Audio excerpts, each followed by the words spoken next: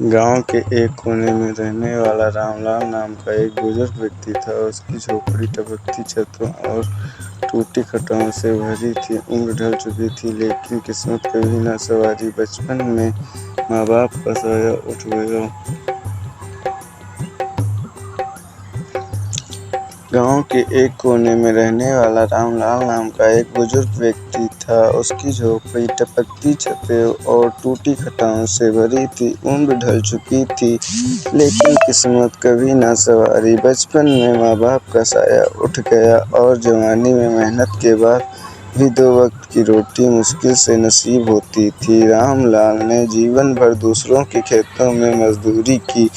धूप में जलता, बारिश में भीगता, पर पेट कभी नहीं भर खाना मिलता।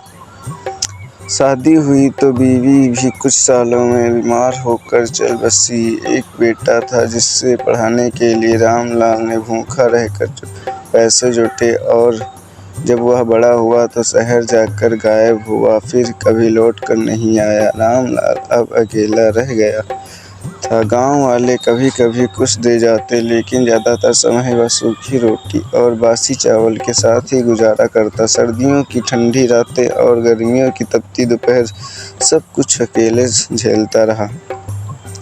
एक दिन रामलाल की झोपड़ी में आग लग गई। कुछ बचा नहीं, झोपड़ी भीग गई। थोड़े बहुत बर्तन थे, वो भी पुराने। कपड़े भी गांव वाले आए, पर कोई ज़्यादा मदद नहीं कर सका। रामलाल सड़क के किनारे बैठकर अपनी किस्मत को कोसता रहा।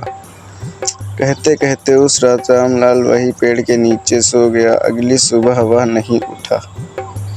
यह कहानी